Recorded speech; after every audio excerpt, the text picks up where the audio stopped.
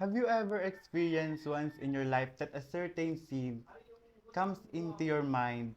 Those kind of scenes like what you have seen in the movies? And then suddenly you tell to yourself that this scene could be a great story. What's up everyone? Welcome to my video. And for today's episode, we will be talking about how to write a novel. Yes, we will be talking about how are we going to turn a scratch of an idea into an artistic, creative, and imaginative story. But disclaimer guys, I am not that good at writing to actually, I just wrote my first novel and currently writing the second one. So today, what I'm about to share to you are purely based on what I have learned through experience and of course researching. But I assure you that after viewing this video, you will be able to write a good, creative, and imaginative story. Actually, guys, there is no such standard way of writing. Everyone has his or own way of writing. Just like what I mentioned earlier, right? That what I'm about to share to you guys are purely based on what I have learned from my experience and of course through researching. But there is also one thing to remember in writing, and that is the thought that writing is not easy. It's not easy as opening and eating a nut. In writing, we have to consider a lot of things such as our creativity, our imagination, and of course our passion, because without these three, we are just going to write a boring, bland, and trashy story. But if you really want to write a story and you want to write a good story, make sure to watch this video from the very beginning up to the end. So let's start with the first tip or the first phase of writing, and that is planning. In this phase, you will be starting with a single idea, a flash of inspiration. Some others call it idea prompt. But what is idea prompt? Idea prompt are certain ideas, words, or phrases that will trigger our mind to write a story. For me, I do believe that without idea prompt, we cannot write a story. In some other cases, their idea prompt is a scene from the climax of their story or usually an ending scene. And if someone asks us, what is our inspiration in writing the story? Usually what we have answered to them is our idea prompt. So in this space, you will be needing a lot of papers, a lot of pens, and gadgets in jotting down all the ideas that are coming to your mind. Because those notes, those words that you have write will help you to vividly conceptualize those ideas. After having those ideas, this is where the second phase of writing comes in, and that is brainstorming. In this phase, being tulala is normal. This is where you are expanding your prompt. And I suggest that don't rush things. This phase really takes time before you grasp the whole concept of your story. And also, in this phase, you are now going to choose the genre of your story. Will it be romance, action, thriller, sci-fi, and etc. And also, this is where you're going to choose the point of view that are you going to use in your story. Will it be the first person's point of view or the third person's omniscient? On the second phase of writing, the whole concept of our story is created, right? So the next phase is know your characters. Actually, this is considered as vital part of writing. Because for us to write a good story, we have to know our characters very well.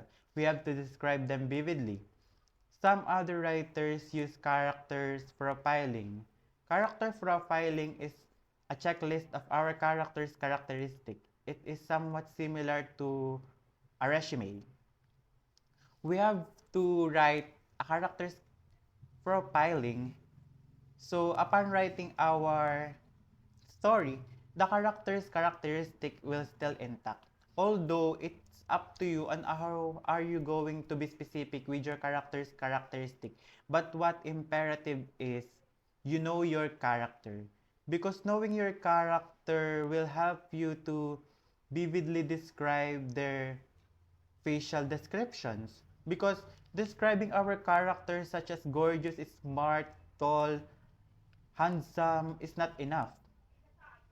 In a certain story, what readers' expectation is how are the writers going to describe the character, right? So we have to consider that. We have to prepare anything, everything for our characters. We are now entering to the fourth phase of writing a story, and that is establishing our settings.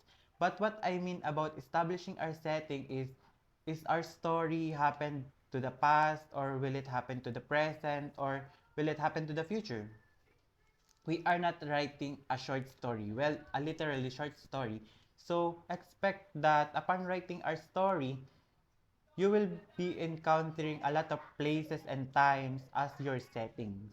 But for the whole concept of your story, you have to establish the main settings. Just like this latest teleserye in GMA, the girl who was brought inside the story of Noli Me Tangere. So maybe the whole setting of that teleserye is in the past, since she was brought back in the past. On the next phase of writing our story is the formulation of an outline. Outline of the story is somewhat like the flow of your story. I will be pasting an example of an outline here.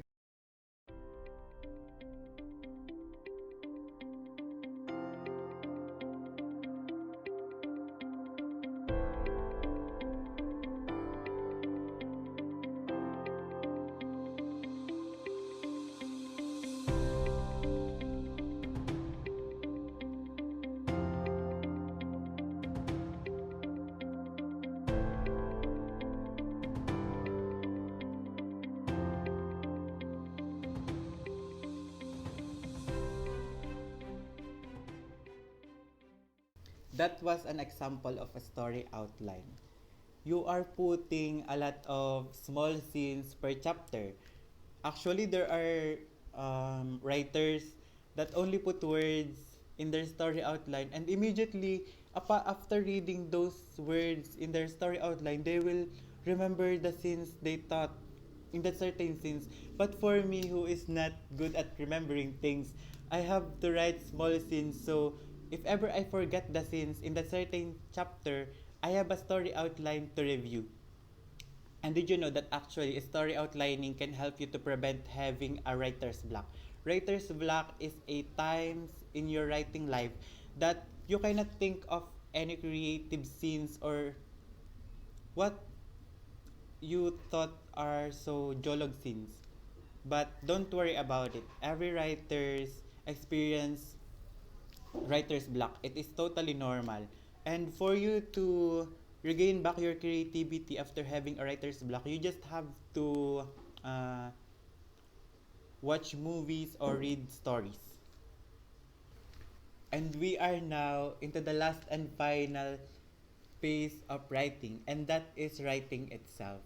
In this phase, you can write everything that comes into your mind. Be creative, be imaginative. As much as possible, write everything, even if it is so fictitious. Especially that you are writing your own story, you can put everything. You can bring someone to the past, or you can bring someone to the future. Actually, you can also write story like the characters have powers, have peculiar abilities, something like those. And that's it. After writing your whole story, you can now post it online, or you can post it on a digital book such as Wattpad, Dream, or if ever you are more creative and you can draw, you can put it in Webtoon. And if you are an aspiring writer just like me and you want to produce an art in terms of writing a story, I hope these steps that I shared earlier will help you to create your own story.